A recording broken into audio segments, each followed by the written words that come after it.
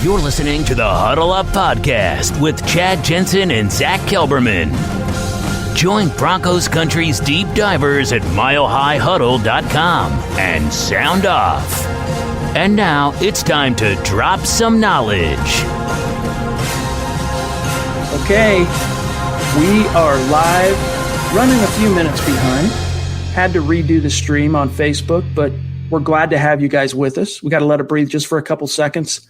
Welcome in, everybody, to the Huddle Up Podcast, presented, as always, by Mile High Huddle, powered by Overtime Media. I'm your host, Chad Jensen, and with me, as always, my partner in crime, my fellow football priest. You know him, you love him. He is Zack Kelberman. Zack, Wednesday was, basically we're kind of living off the juice of Tuesday's news that the Broncos did come to terms on a one-year deal with DeMar Dotson. We'll talk about that here in a few minutes. But really the news of Wednesday wasn't so much Dotson, but the fact that the Broncos chose to waive Jonathan Harris, a defensive lineman that they acquired middle of last season. How much, if anything, does that affect, in your mind, the defensive line competition?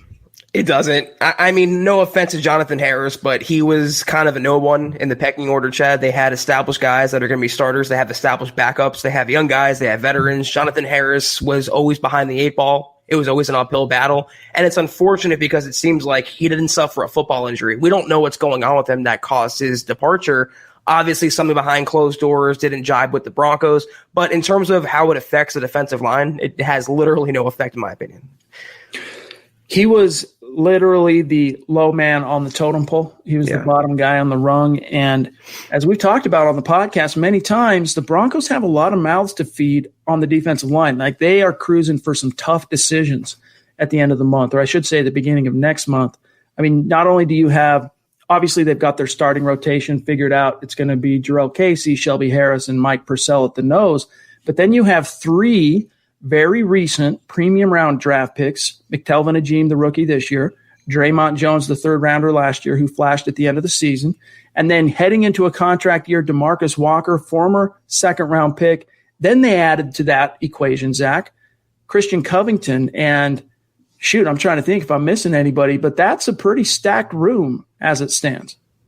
Yeah, I mean, Jarrell Casey alone, Chad. Then you have Draymond Jones, who the Broncos were very, very high on. You brought back Shelby Harris. All the players that you just mentioned, I mean, it's a stacked defensive line room, and there's just not enough space to go around for a jag like Jonathan Harris. And again, no offense to him. I'm sure he's a good player in his own right, but cracking this defensive line for Bill Kolar is always a huge task, and he obviously wasn't cut out for it this season.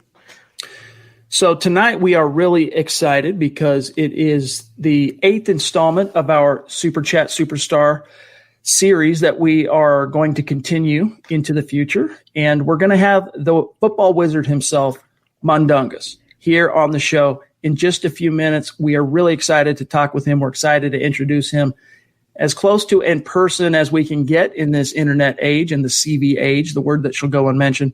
But first, gang, a few quick matters of business, and then we'll bring on Mundungus.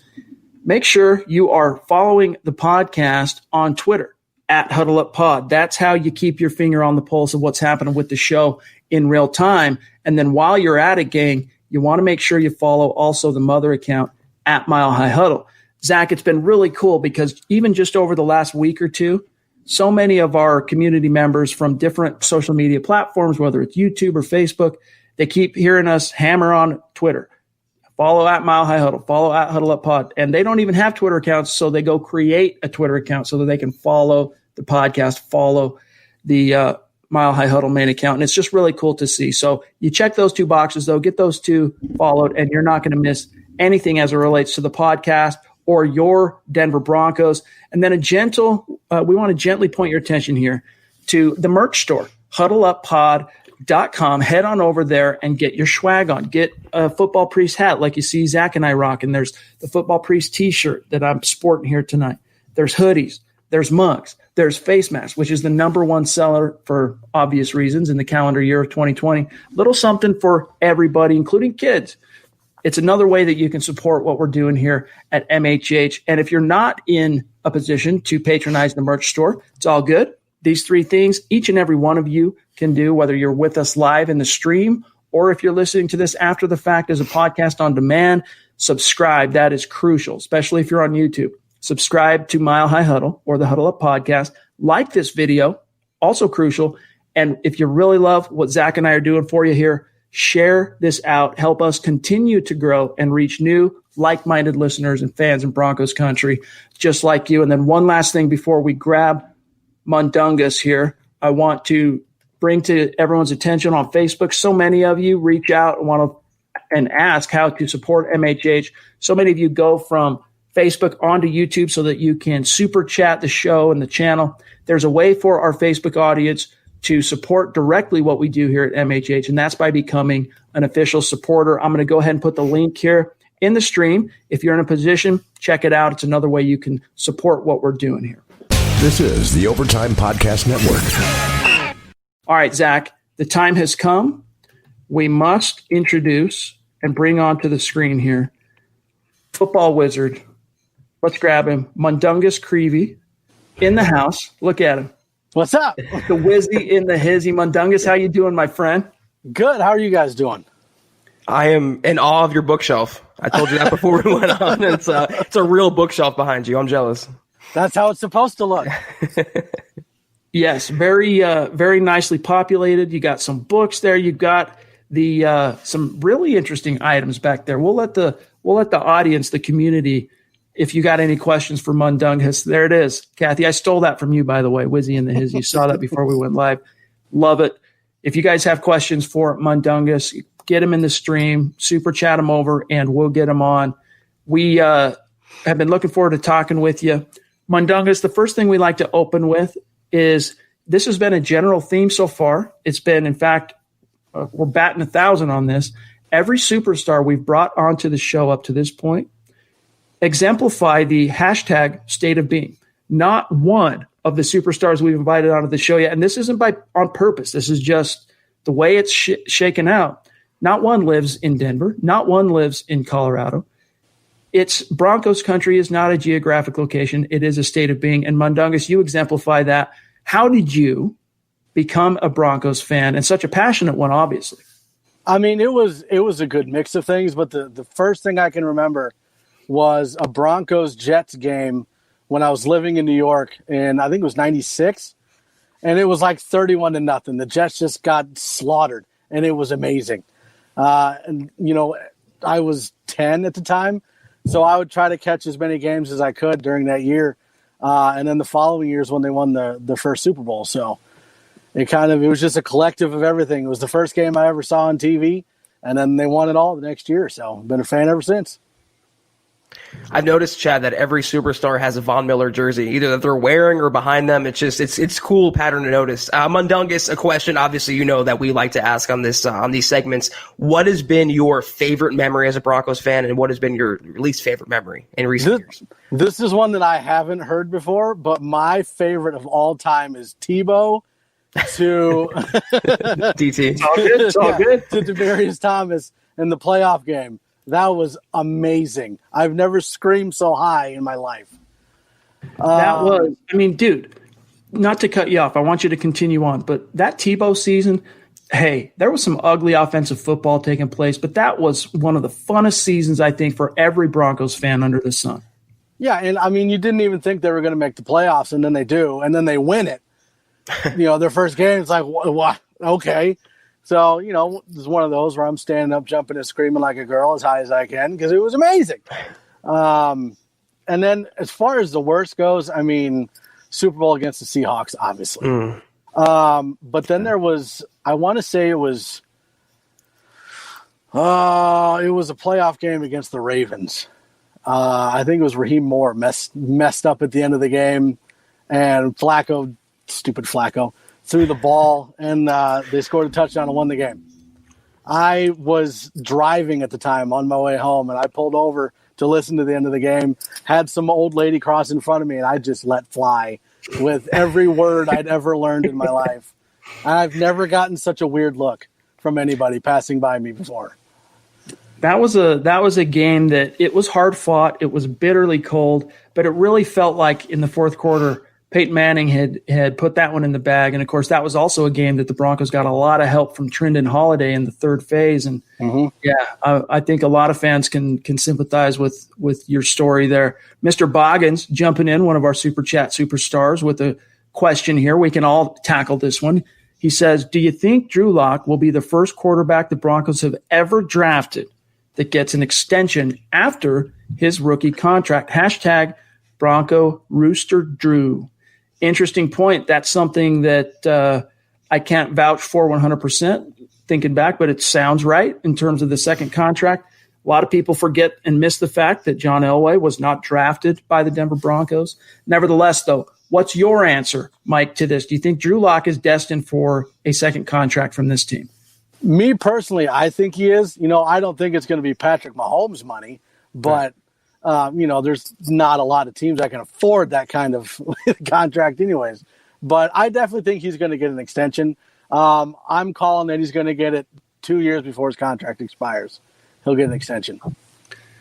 Zach, is there anything in your mind that says, nah, he's probably going to flame out and be a lemon before that happens? I mean, that would be the only thing. My only thought is it's so premature to talk about a contract extension when he's never even started, a full season as the Broncos quarterback. But, we had a question a couple weeks ago. Is he going to be the best Broncos quarterback that was ever drafted by the team? And I think he will go down as that. And I think he will go down as being the lone guy who gets a second deal with Denver. I would say about what Mundungus said a couple years before his contract expires, maybe the season before. I think he'll be rewarded. I think he's going to be a good quarterback. We got Mark Langley jumping in, showing some love on Super Chat. Appreciate you, my friend, out there in Georgia. Another hashtag state of being guy that exemplifies the hashtag. He says, what's up, my guys? What's going on, Broncos country? Hashtag Chad and Zach, nothing but love and respect. Right back at you, my friend. We appreciate you, Mark, and hope all is going well in your neck of the woods. Let's see, John Buonabeast, if we have any specific questions here for the football wizard, Brian Greenfield, as we like to call him, BG, on this podcast, bona fide superstar. Appreciate your donation, by the way, BG. He says, Mundungus, what's your ceiling and what's your floor for Drew Lock's second season? His floor, BG's, is 10-6 for the team. What's your answer for Brian? Well, I think over the last two pods, I've said 11-5 or 12-4. That's what I'm going with. And that's what I'm sticking with. 11-5, 12-4. I mean, as far as Locke goes, personally, I think he's going to get 4,200 yards. And maybe aiming high, but that's what I think he's going to get. This is a man who is doing what he can to put some magic sprinkling on this team, the Denver Broncos. I love it.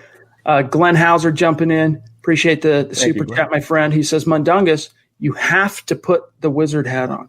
Hashtag Wizzy in the Hizzy. Hashtag bookshelf. Greater than shelf. Hashtag MHH and state of being.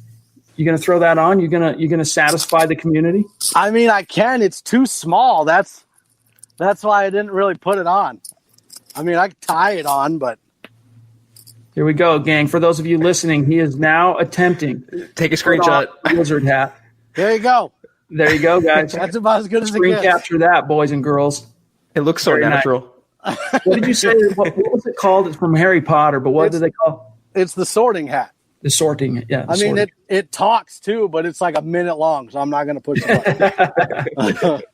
Awesome, man. We got Zeus McPeak condescending from on high, way up high from MHH, Mount Rushmore. Really appreciate your generosity as always, Thank you, Stu, and what you mean to the community. Mundungus, that's all he's got to say. Mundungus! Zeus! He wants to know, Glenn does here, are you known as Mundungus at the store? Depends on who you're talking about. Like, if it's my business partner, I'm usually known as that guy or idiot. If it's anybody else, no. It's a Huddle Up podcast thing. And it's going to stay that way. Yeah. Love it. All right. John, can you grab the one from David? I see it here, but I think the stream jumped it real quick. There we go. Wow. David Kilgore with a profile picture that brings a tear to my left eye and a super chat that brings a tear to my other eye. And I say that in all seriousness, David, we love you, my friend. Appreciate you. That's incredible. That's very generous. It just blows us away, the support we get from the community. And it's like right now, I'm on vacation, but I'm showing up here for you guys. The community drives us, and we just love you guys. David, he says, with only 3 of the 5 major conferences playing this season, how does this affect the draft and scouting? Hope you guys are doing well. So this is a question we can all kind of tackle here while we've got Mundungus on the show. And again, David, really blown away by your generosity. Thank you, my friend. So, Zach, let's start with you on this one. 3 of the 5 major conferences. We've addressed this a little bit. I think it was on Monday Night Show, how it could affect the draft. Truth is, there's a lot we don't know. But what's your answer for David? I mean, it's just that. I don't want to blow smoke. I don't want to be, misinformative. What I know right now is I don't think the draft is going to stop next season. I don't think we're not going to have a draft. I mean, the NFL is going to maximize the revenue, maximize the offseason spectacle as much as they can. Not having all the conferences, though, it comes into players that want to declare, early entrant level players. I don't know. It's more of a college micro problem that colleges are having and universities are having as it pertains to the NFL. Those who want to play next fall and those who want to enter the NFL will enter the NFL. I believe maybe for the conferences that aren't playing, they're going to have some special opt-in or maybe a special combine, maybe a special pro day. They're going to do something to make up for a lack of the season. But the NFL scouting departments, they've seen film on these players before this year. They know what these players are capable of. It sucks on having the film of 2020, but if a guy who's in a conference is not going to play this year, NFL team wants him, they're still going to go out and get him. It's not going to impact the NFL to a huge extent next year, in my opinion. Mundungus, This is the Overtime Podcast Network. Alma mater or your favorite college team, has it been affected? I think you're a Nebraska fan, if I'm not mistaken, but has it been affected by what's going on? I mean, the Big Ten says that they're going to postpone the season. It sounds like Nebraska wants to play, and so does Iowa, and I believe that Ohio State's coach wants to play too. So, I mean, there's so many questions that you don't really know. The SEC and the Big 12 say they're going to play. So then do you have certain colleges, universities that want to play switch over to those conferences? Do they wait? And I know I was reading something about them trying to postpone it until March and April. And then if that happens, I think under the CBA, you can move the draft back as far as June 2nd. So do they do that and then try to fit in the combine, or do they not do the combine? I mean, there's so many questions up in the air of what's going to happen from this point, even if they have, if everybody says they're not going to play, but then there's certain universities that want to play, what do you do? Right.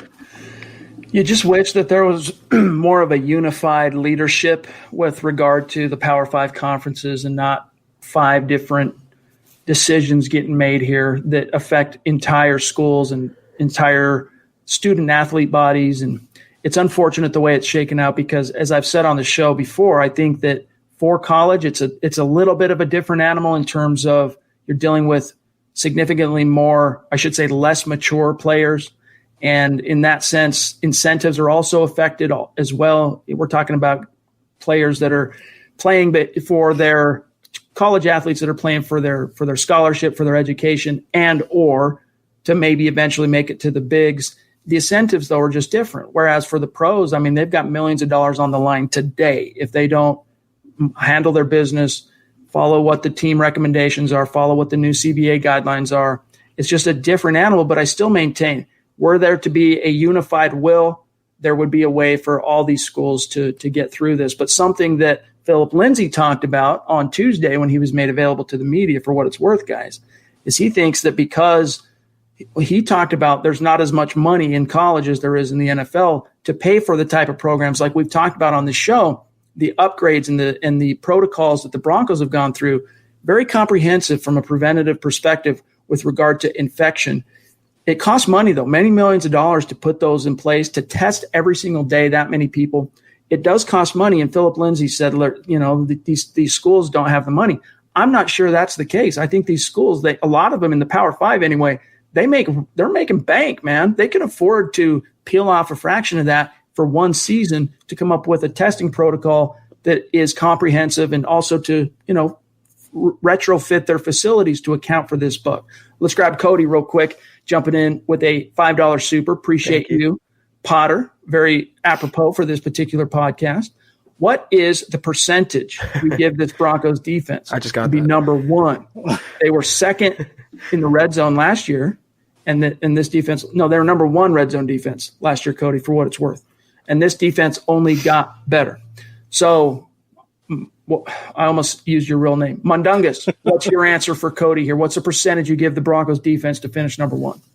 I would probably give it 50-50. I mean, you've got Chubb coming off of the knee injury, so you don't know how he's going to react in the first couple of weeks, if he's going to be a little tentative on, full out, going full out because he doesn't know exactly how the knee is going to react. We don't know how Vaughn is going to be, if he's going to be last year's Vaughn or 2 or 3 years ago's Vaughn. Darrell Casey's coming in and getting used to a new system. So I'd say a good 50-50.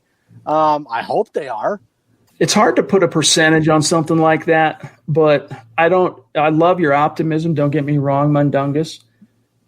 This is a squad that just, what did they finish last year? I think they were the 11th total defense last year, if I'm not mistaken, which, solid but unspectacular year one for Fangio. To be the number one defense this year, I'll say to jump from 11 to 1, I'll say give it a 25% chance, which I still think is a solid chance. Like it's hard to put percentages on a prediction like that, but I think that's still solid odds, Zach.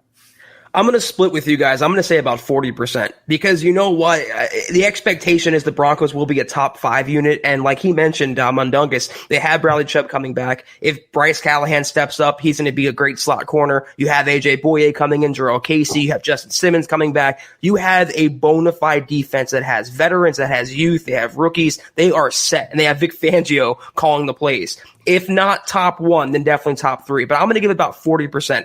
To jump the likes of the Ravens or the Niners or the Steelers, it could be done. I would not rule it out at all. I could actually see it happening. But am I expecting number 1? No. Am I expecting top 5? Yes, absolutely. There you go. Greg Smith on Facebook, great supporter of MHH, great member of the community over there. He says, Chad and Zach, just wondering if Creevey has Juwan Winfrey making the final wide receiver roster. # Go Broncos, # Las Vegas, Nevada, baby. State of Bing, love it. Appreciate you, Greg. Is Juwan Winfrey, last year's 6th-round pick that the Broncos actually traded up? It's not, you're not going too far. It's not too big of an ask to trade a 7th-round pick to move up so you can take a guy in the 6th round like the Broncos did. But it was a trade up to grab him, Mundungus. What's your answer for Greg? I don't think they're going to keep him. I think they have enough players there and enough competition there at wide receiver that he's just going to fall behind everybody else. Guys, let's do, John, if there's 1 or 2 more for Mundungus, let's grab them while we still got them. We're getting a little bit long, running out of time here. Our friend Adon here, who is a great member of the community and big-time supporter of what we do here. Appreciate the super, by the way. He says, Mundungus, you rock. # State of Being. Appreciate that. I'm sure Mundungus appreciates it as well.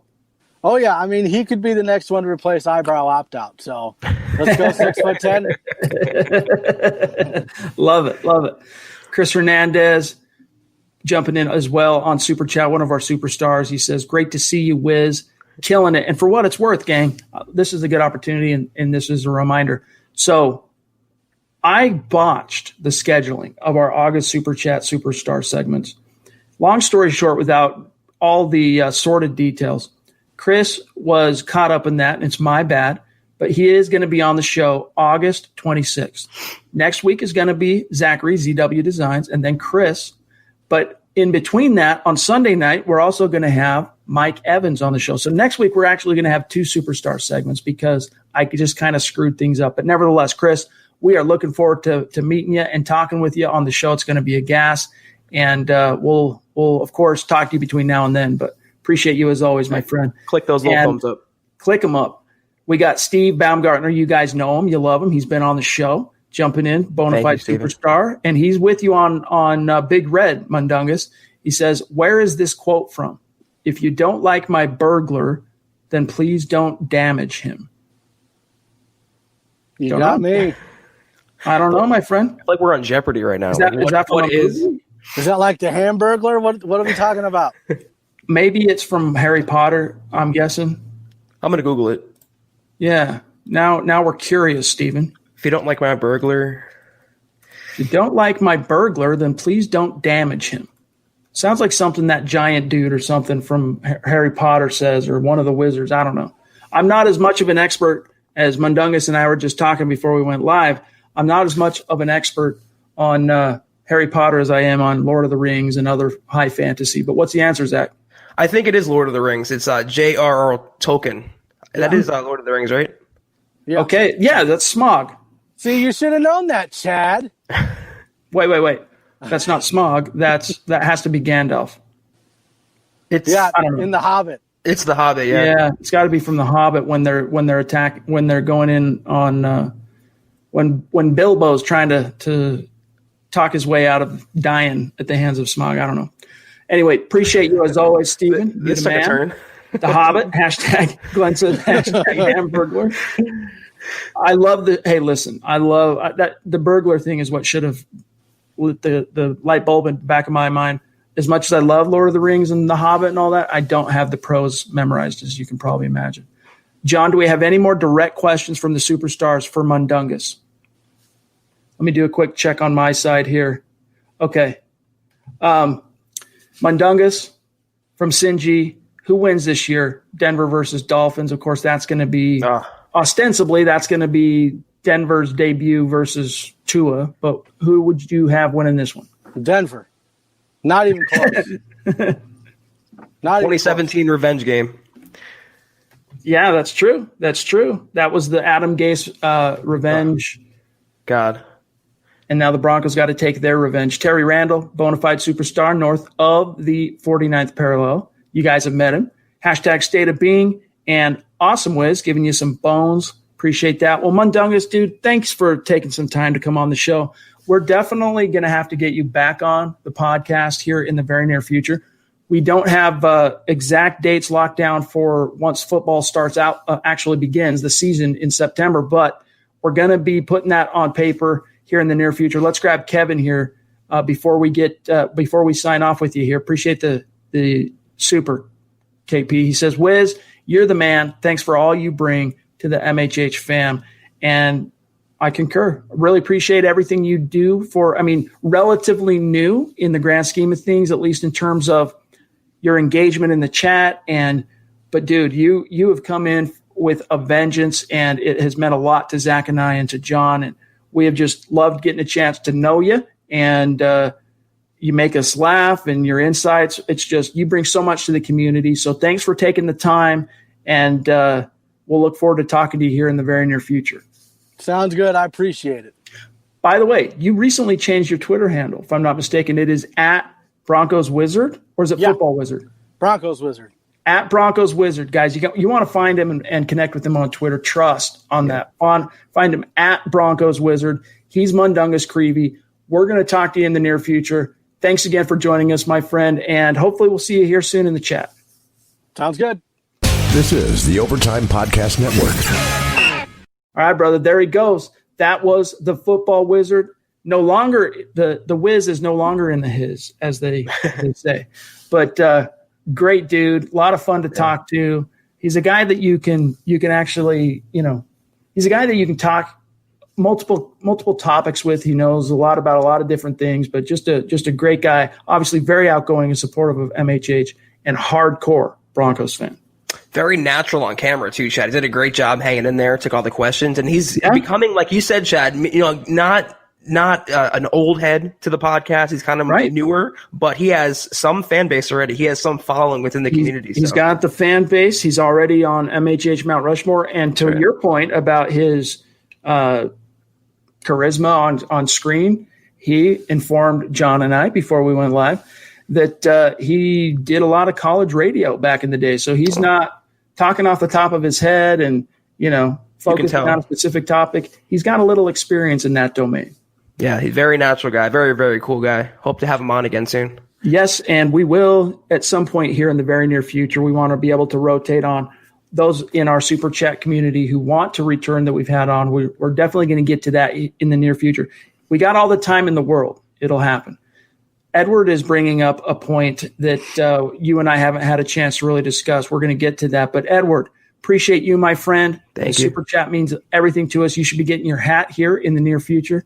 He says, I have been watching DeMar Dotson's highlights from last year. He is good at right tackle. I've seen him take on Clowney, Bosa, Wagner. He held up good against all of them. I hope he beats out Wilkinson. Denver Broncos for life. So thank you, Edward. And yes, he's got some solid tape. He's an 8-year starter in Tampa. He's 34. He's going to turn 35 in October. And he's got over 100 NFL starts under his belt.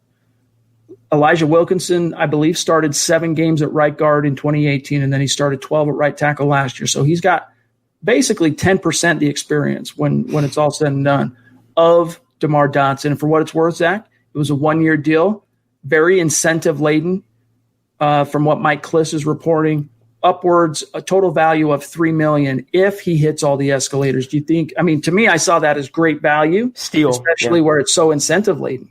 Steal. I mean, you're getting, let's say, a starting tackle for $3 million, a veteran who has 100+ starts under his belt. He's also 6'9". The man is a tree, Chad. I mean, he's huge. I mean, I love this signing so much. And one thing that Mike Kliss tweeted out when the signing happened was that he's going to back up Elijah Wilkinson. Let me tell you right now, he's not coming in to be a backup. He is your day one, week one starting right tackle. It's going to take a little bit to learn the playbook, catch up to the offense, but they didn't sign him to be a backup. He's going to hit those incentives and those escalators because he will be starting. Wilkinson cannot start this season. So at this stage of the offseason, in mid-August, getting a starting right tackle for $3 million who has all the experience, great pickup. It really was. Great value. And I'm with you on that. I think look, Wilkinson has incumbency in his favor. Mike Munchak has familiarity with Wilkinson in his favor. And the players all know Big Eli.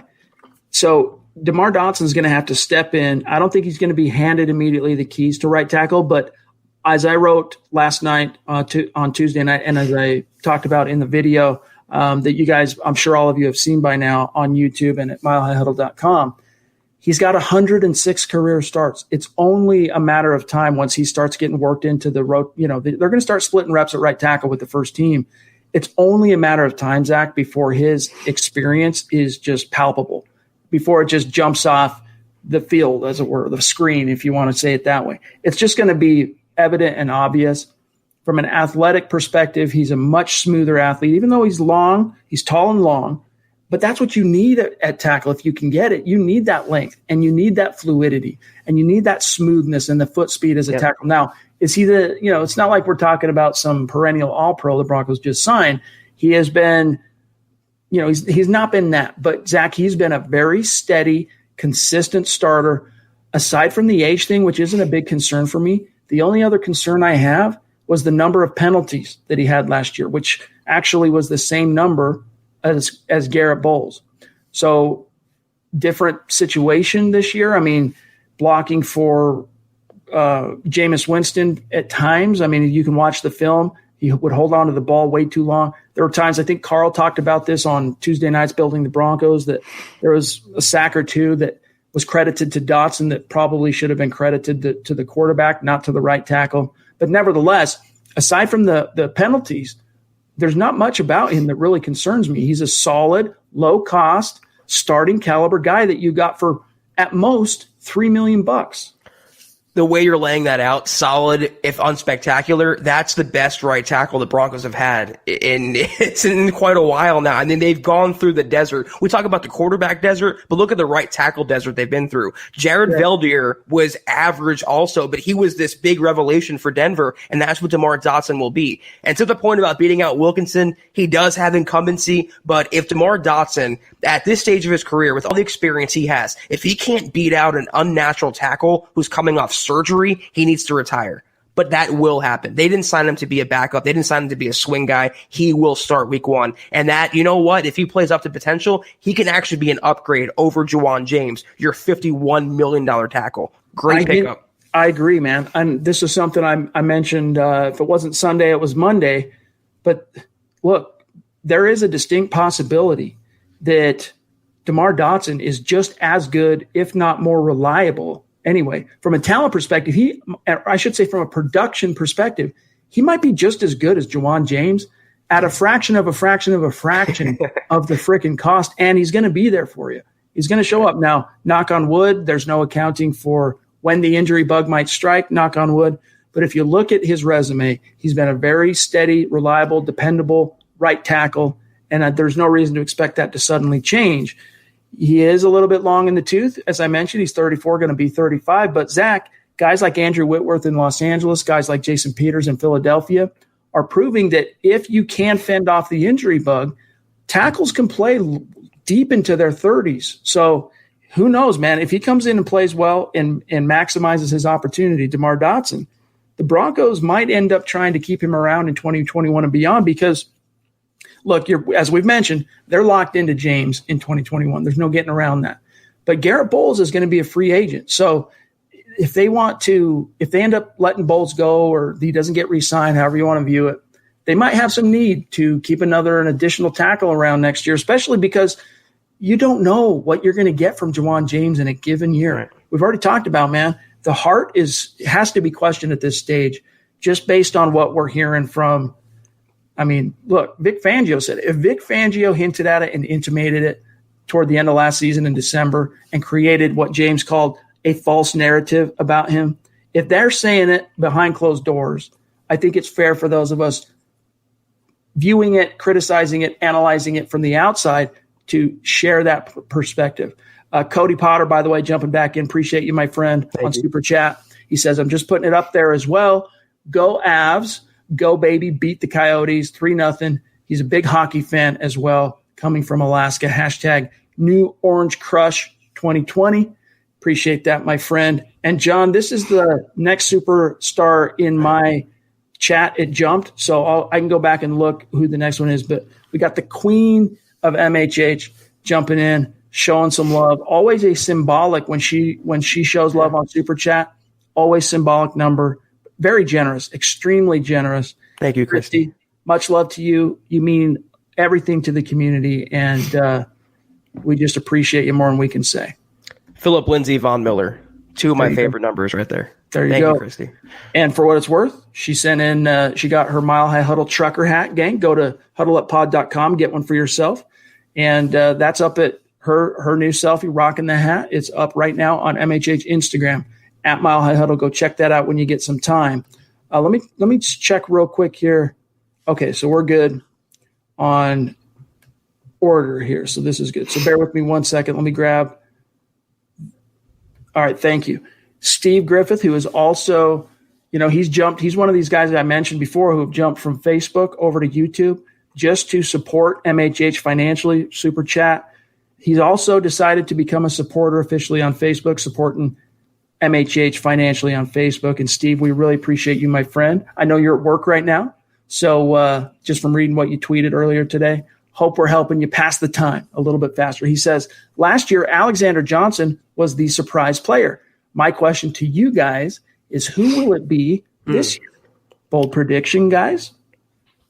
Interesting question. Good question, yeah. That surprise guy that kind of comes out of nowhere to become a fringe kind of star. You know what just jumped out to me? I want to say Bryce Callahan, but also Devontae Bosby. I think if he's going to be a starting cornerback, and he looked really good in a Vic Fangio scheme, nobody knows him right now. He was from the AAF. The Broncos kind of got him under the radar. He has all the traits of a starting caliber corner. Maybe not a cornerback 1, but a cornerback 2. And if he holds on to that starting job opposite Boye, he could be your next A.J. Johnson on the Broncos defense. Dude, I couldn't have said it any better. If you're thinking, I mean, no one is really going to be coming out of that Broncos offense to surprise anyone. I mean, we know who the stars are going to be. We know who the studs are going to be. Even on the offensive line, for the most part, we know who they're going to be. And no one who excels on that side of the ball is going to be much of a surprise.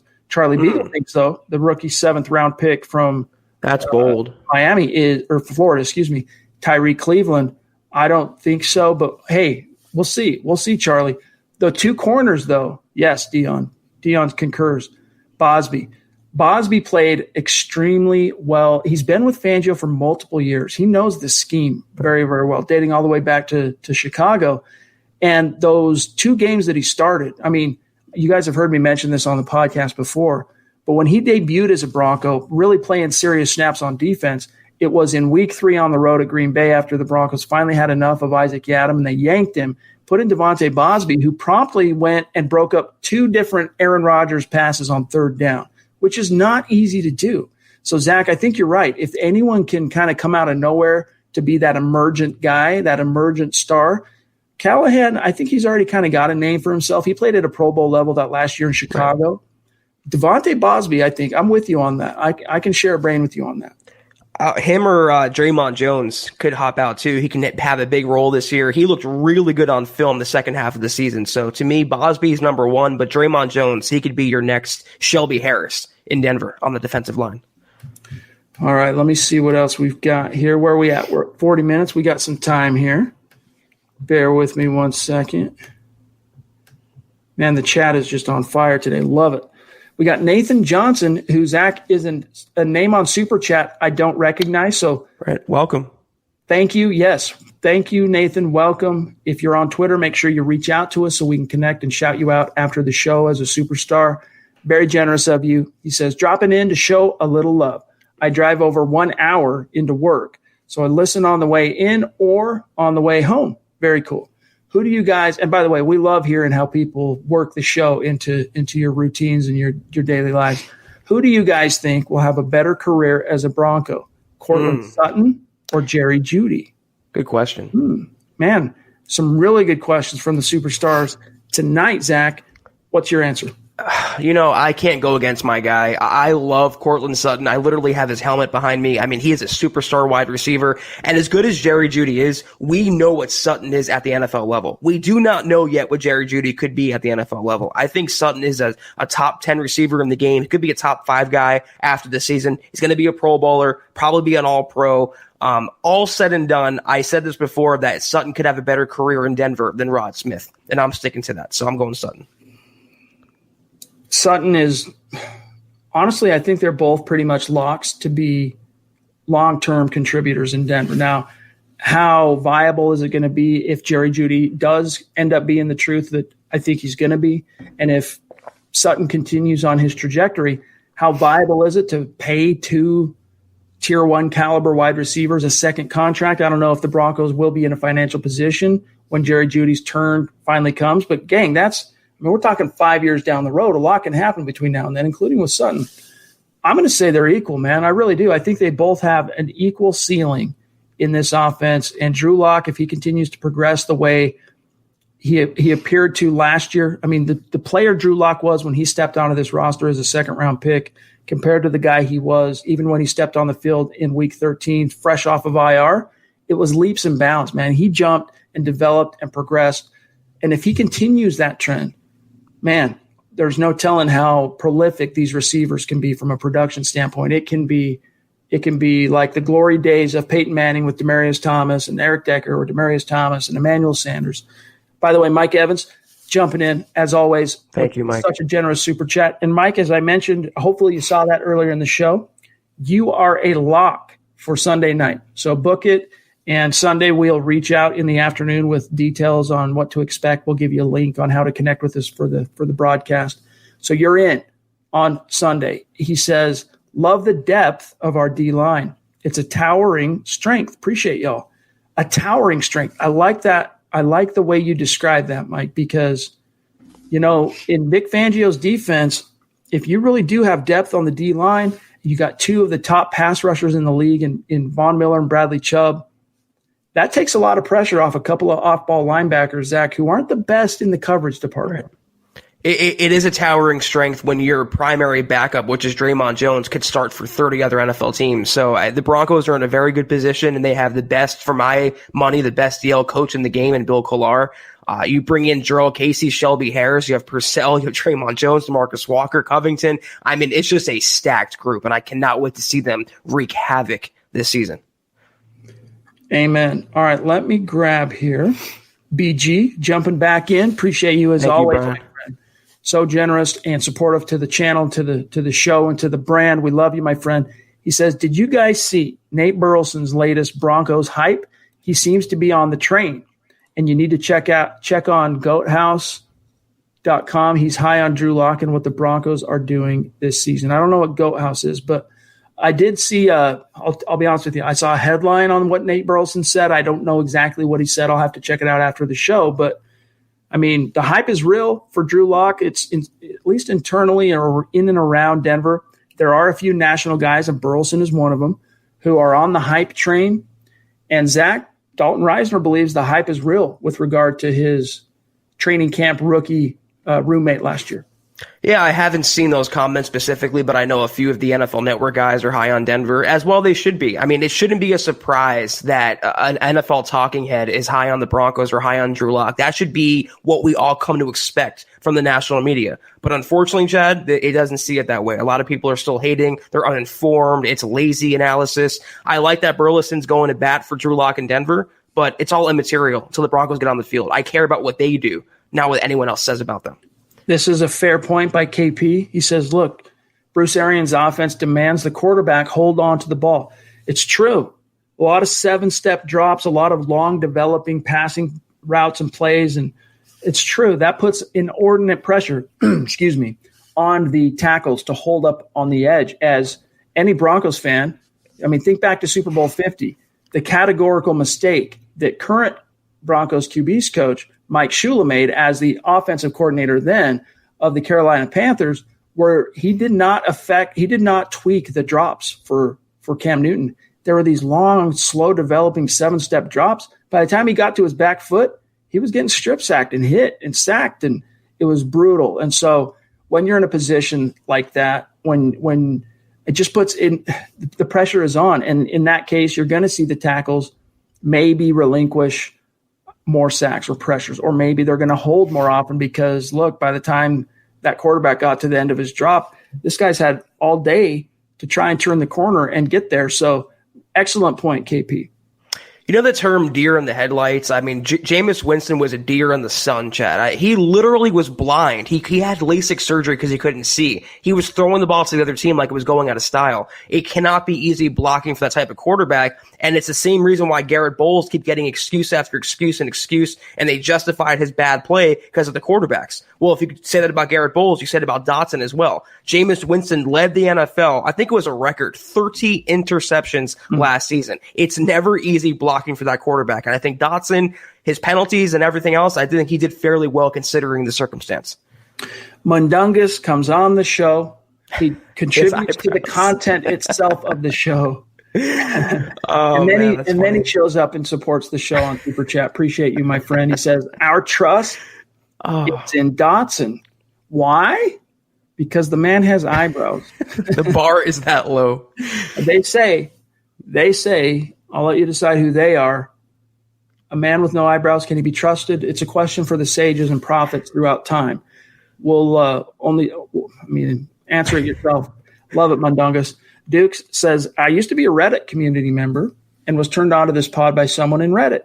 Glad they posted the link. We are too, Duke, and shout out to the mods over there in the community on Reddit. They do a great job over there, and we appreciate them when they share MHH content and the podcast. So glad to hear that, my brother. And we're just happy you found us because you are a great member of this community. And Zach's book, by the way, that you provided for him, Duke, it is right now in transit from my location to his location. And so he'll be able to put that on the old bookshelf here in the very, very near future. Oh, man, it just did a jump right when I got to where I needed to be. BNS, thank you, John. Jumping in on YouTube, on Super Chat. Appreciate you as always, my friend. Longtime listener of the show, by the way, is BNS. He says, a thing that most Bulls haters miss, as we see with James, being a guy you can count on every week, year in and year out, is a big deal. Bulls is an Iron Man. Zach, in the kindest way possible, there's one thing that Garrett Bowles can say, being kind, that he can hang his hat on. It's that availability has never been a problem for him. I will say this. Everyone knows I'm not the biggest Bulls fan out there, but I think it was his rookie season or maybe 2018. He got carted off the field. Looked like he snapped his ankle. Rookie.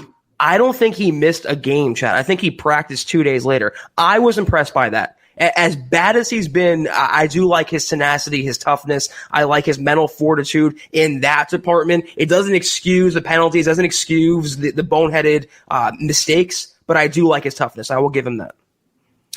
Yeah, I mean, that was actually the week 2. Remember the blowout of the Dallas Cowboys, who were a divisional round playoff team the year prior with Dak? And fun game. They ended up having a crappy year, did the Cowboys. The Broncos did too. But that was one of the most authoritative victories for the Broncos post Super Bowl 50, and probably Vance Joseph's crowning achievement outside of that Cardinals game in his last year. Time of his life. Yeah, but yeah, Bowles, man, he went down and he was weeping, crying. Menelik Watson, other teammates trying to console him on the cart. Like, we all thought, dude, this guy like just popped his Achilles or blew a knee, something.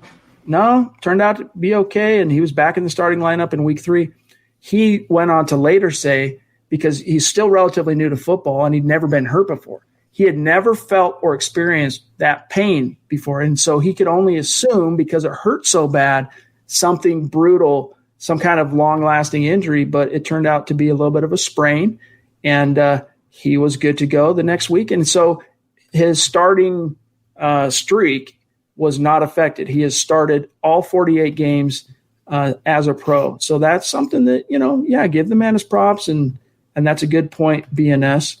There was one here I wanted to grab real quick that I saw from J-Bone. Where'd it go? I don't know where it went, but yeah, J-Bone, we will eventually get you on the show, my friend, Justin Statler. That is something as one of the superstars. Your contributions to the podcast have been great over these last few months, and your generosity. So definitely we have you on the list as someone we'll be reaching out to here eventually to get you scheduled. So don't worry about it. It will happen. All right, let's grab Terry jumping in. Appreciate you, my brother. Thank you, Terry. Do you think the new number 95, McTelvin Ajim, will be as good or better than the old one, Derek Wolfe? Hashtag football priest, hashtag Broncos world. Now, this is a topic Zach and I differ on. I'm a lot more, positive in my view of Derek Wolfe and his contributions to the Broncos. So why don't you start this one off? I was always positive toward what he can do. It just wasn't consistent. He had to stay on the field, Chad. When he was on the field, he was very effective, but the problem was he was more often on the trainer's table. I like Derek Wolfe for what he can bring. And to that respect, Jean could be a good player, but he needs at least a couple years in the NFL system to get his bearings, get his weight up, get the speed of the NFL game down. He could be a borderline starter, a great backup to have, but Derek Wolfe was on borderline star status, and he was for a while. He was the mouthpiece of the defense. He was the guy you don't mess with. He made a lot of plays last year in a Vic Fangio system. He was good for a while, Derek Wolfe. He wasn't a superstar. He wasn't a perennial all-pro, but I think his ceiling right now is so much higher than Ajim's is. Ajim, I just haven't seen enough from him. I mean, I've watched his tape at Arkansas, and he's a really intriguing player.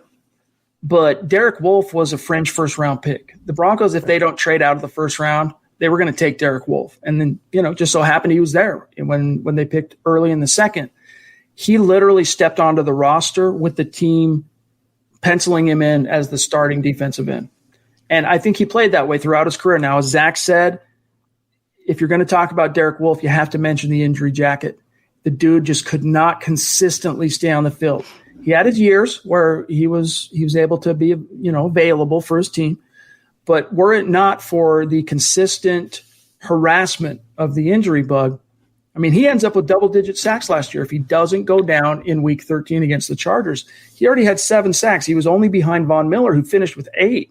So I'd be willing to bet. There's no way, of course, to ever get an answer on this, but I would have bet money. If Derek Wolfe doesn't go down in Week 13, he finishes for the first time in his career as the number 1 sack guy on the roster. So with Ajim, though, don't get me wrong, I am optimistic that he's gonna be something, but I don't think he's gonna be able to provide the type of immediate return on investment that Derek Wolfe did. Duke Boynton jumping in. Appreciate you, my friend. Very generous super chat. What's your prediction for the total amount of sacks the Broncos get this year on defense? So last year, actually, let me do it this way. 2015, the Broncos led the league in sacks. Of course, Wade Phillips, first year as the defensive coordinator, they win the Super Bowl. They posted 52 sacks in 2015 in the regular season. That doesn't count playoffs. Last year, they posted 40, which, Zach, for a team that did not get a sack until week 4, to post 40 sacks, that's pretty encouraging, to be honest with you. What's your answer for Duke in light of that? I wonder what the NFL leader was last year in sacks, because that would give me some sort of baseline to work with. It's probably going to be in the 50s or the high 40s. I'm going to say, all things being equal, they added Jarrell Casey. They have Bradley Chubb coming back. Vaughn is going to be Vaughn this season. I would not be surprised at all to see well over 45 sacks, maybe in the 50s, maybe even NFL leading something like 55 sacks. They're going to get after the quarterback a lot. And by virtue of also having a better secondary, is forcing the quarterback to hold on to the football for just that little split second longer, allow Vaughn and Chubb to get to the QB. All right, I'm trying to find this. Bear with me one sec. If I can't find it quickly, I'll abandon it and we will circle back here. I don't know, but I'll tell you this. Last year, Denver's 40 sacks was 17th in the league, tied for 17th. We need James. So, let us know in the comments. We need James. Yeah, where is James? I haven't seen him in the chat. Of all the nights that he's not in the chat, we need him and his statistical insight and wherewithal. Ron Dubb, bona fide superstar, always brings the good questions. I have no doubt the one we're about to read will be just like they always are. Appreciate you, Ron. He says, hey, guys, who do you think will be the most improved Bronco this year? The most improved? Interesting question. Noah Fant. I was going to say Garrett Bowles, but I just can't bring myself to do it. I'm going to go with Noah Fant. I mean, this is a former first-round talent. He looked really good in flashes last year. I think he's going to establish himself as a tight end 1 this season. I think that's a good name that we can both hang our hat on. I did a video hit today with Sports Illustrated from the studio in New York, and they wanted to talk about Noah Fant. And I said, look, I think he's going to finish this season based on what he produced last year. Rookie records in receiving yards and receptions for the Broncos at the tight end position. I said, I think he's going to do over 800 yards receiving, somewhere around 60 catches. Yeah. And he probably, I think the floor is half a dozen touchdowns for Noah Fant. He also formed a really strong bond with Drew Lock down the stretch. So Noah Fant is a good option. I'm trying to think just to offer up somebody else. I'm going to throw also out there Dalton Reisner, who was very good as a rookie, but I think this is a year where, as he's talked about, making an all-rookie team and all this, that's not satisfying his ambition. He wants to be an all-pro. He wants to be a Pro Bowler, and I think this is the year that he makes that a reality. So there you go, my friend. There you go, Ron. Appreciate you, dog. Bryce Callahan maybe, too, because he didn't play last year. Can't be worse than that. There you go. There you go. If he gets on the field, and all signs are pointing that way, so let's keep our fingers crossed. If he's breathing. All right, let me see where we're at. 57 minutes. All right, we got to rapid fire our remaining superstars here, starting with Mundungus, jumping back in, showing that generosity that he is known for. Thank you, Wiz. Appreciate you. Wizzy in the hizzy right here. He says Scott Frost was saying in his interview that it is almost safer to play football. You have that structure. You have that everyday testing. You have the decontamination set up for you. Hashtag NCAA sucks. Mundungus, you are barking up the right tree here. I mean, you're preaching to the choir as far as how Zach and I view this thing. And I think if people are being honest and they remove whatever their political persuasions might be, look, they are safer under the constant purview and supervision of coaches and medical staffs where they're being managed, they're having safety protocols, all that stuff. They're a lot safer playing football than just helter-skelter out in the world or running around campus or whatever. I think that is absolutely true. And anyone who doesn't recognize that, I mean, I don't understand how you could say that these young players would be more at risk by actually playing football where they're going to be in a protected and well-guarded environment than just out in the world getting exposed to whatever, whenever. Anyone who doesn't say that, Chad, has an agenda, whether that's personal or political or anything like that. I fully agree with you. They should be around each other, but be socially responsible. They're being tested more often than a normal citizen is, Chad, almost every other day. I think in a bubble, responsibly could be better, like you just laid out, better than being out in bars or in clubs or on campus. I think it's just pretty common sense. Great insight, though, there, Mundungus. Thank you, as always, my friend. We've got another superstar who doesn't always get to make it into each and every stream, but we know he listens each and every podcast, and when he can, he gets in here live with us and he shows love on Super. Appreciate you. Discount Audio and Wheels, D-A-Dub. He says, what's up, fellas? Not drafting a left or right tackle is really hurting us now. We must Band-Aid the position for this season. Would you like to see Elway bring in any other left or right tackles for more competition? Not trusting Bowles or Wilkinson. Well, in case you missed it, D-A-Dub, the Broncos signed one yesterday in DeMar Dotson. It's only a one-year deal, so as you said, it's a Band-Aid solution, but it gets him in the system. It gets him with the Broncos, and although he's 34, a little bit gray in the beard, if he plays well, the Broncos could try and keep him around in 2021 and beyond for depth. So bringing in more competition this year, I'm not so much worried about it because you're tied to Bowles. That's going to happen. He's going to play out his final year as a first-round pick. And now you have depth at right tackle. So this year, I think they've pretty much, barring another injury or someone, well, I guess they can't opt out now. The deadline's passed. But barring an injury, I think the Broncos are pretty well set this year, for better or for worse, at right tackle. But next year, Zach, I think that has to be at the top of the docket in terms of their premium round priorities. Yes. First, second, third round, the Broncos need to bring in a tackle, at least one. Yes, and he meant besides Dotson. I don't see it either. Yeah, I don't see another tackle coming in. The Broncos and Munchak do like the young guys they have in Jake Rogers and Calvin Anderson. Not starters, but good project guys to have. But I agree with you, D-A-Dub. They should have used – this is why I didn't like the Hamler pick or the Michael O pick. Those second, third-round guys could have been a tackle. You could have avoided the situation, put someone behind Bowles, put someone behind Wilkinson. They're lucky they got Dotson when they did and for how much money they did. But they cannot keep ignoring the position. They cannot keep not drafting a tackle. You have to invest in a premium position like that. You cannot keep waiting and not double up the receiver. That's why Zach and I had a slightly disappointed taste in our mouths when the pick was made of KJ Hamler in the second round. We were hoping tackle there just for this very purpose. And then in the third round, when you see how Hamler go off the board, and you're like, all right, well, they still got 3 third-round picks.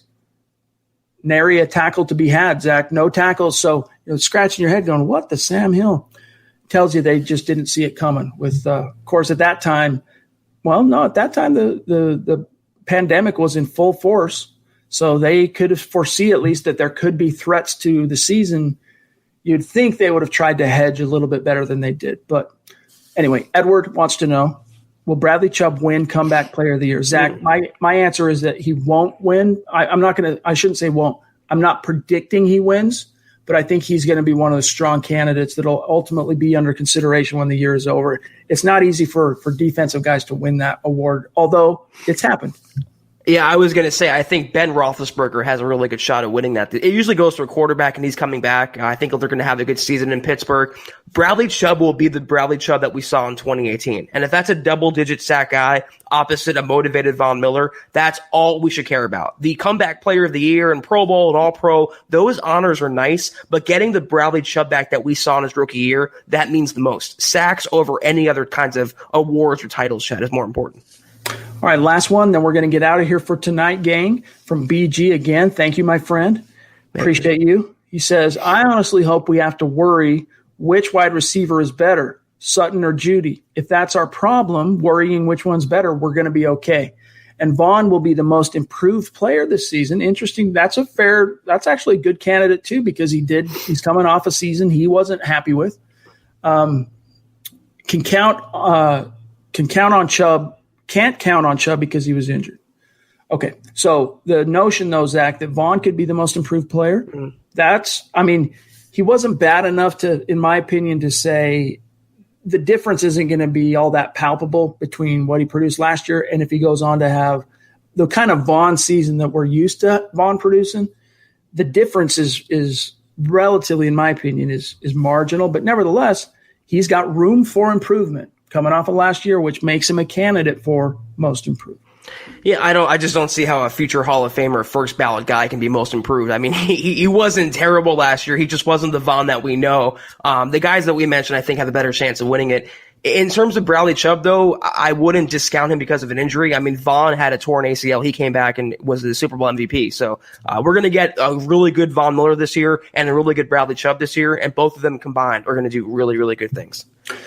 Hey, man, listen, the Broncos, as Christy points out here, I used to have high hopes for Jay Booty. I think a lot of us have kind of had to turn that page in terms of keeping that flame alive, but the Broncos haven't.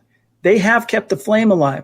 So if he has finally vanquished that pesky SOB bug, then the talent's going to come to the surface. It's just that's a big if. That's a big if, Zach. I don't see it. I think this is another rare case, Chad, where we're split on a player. I mean, after 3 major knee injuries and surgeries, I just don't see what he has left in the tank. And when you have a former first-round pick and Noah Fant, and you don't even use tight ends that much in this offense, I just don't know how much Jake Butt can do for you. Then you start wondering, a point of diminishing returns, he's just taking up a roster spot. What is he going to offer over Albert O, over Nick Van Nett, over Noah Fant? I just don't see it.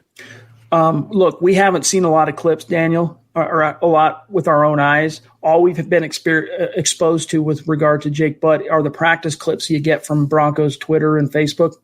But I have talked to guys who've been watching this each and every day at practice, and they say that Butt looks good. What's that worth with no meaningful reps, no contact, no serious cutting? No, I mean, they went from quarter speed to half speed in their walkthroughs, and that'll really ramp up a couple more days from now. But nevertheless, we just don't know yet. It's a question that we're just going to have to kick on down the road until we get more. All right, there's some big news breaking on the Cowboys side, so we got to cut Zach loose. He's got a job to do on that. But, gang, thanks for joining us, each and every one of you. Appreciate you spending some time with us here tonight, peeling off an hour for us. And it was great to finally get a chance to talk with Mundungus, the Broncos Wizard, as Blana says here. Find him on Twitter at Broncos Wizard. Much love to you, Wizard, and it's we'll look forward to talking to you here in the near future, and of course in all the streams. Make sure you're following my partner here, Zack Kelberman, on Twitter at Kelberman NFL. Myself at Chad and Jensen, and then John K at John K MHH, the producer, Blana Beast. You guys know him, you love him. Fun follow, by the way. If you're on Twitter, trust me, you're going to want to follow John. But we got to get out of here for tonight. We'll be back tomorrow for the Mile High Mailbag. We look forward to it. Until then, Zach, have a great night, my friend. We'll talk again tomorrow. You too. Can't wait tomorrow, Chad. Favorite pod of the week. Hopefully we have a little more news, but if not, we know we have the great questions to look forward to. All right, gang. You've been listening to the Huddle Up Podcast. Join Broncos Country's deep divers at milehighhuddle.com to keep the conversation going.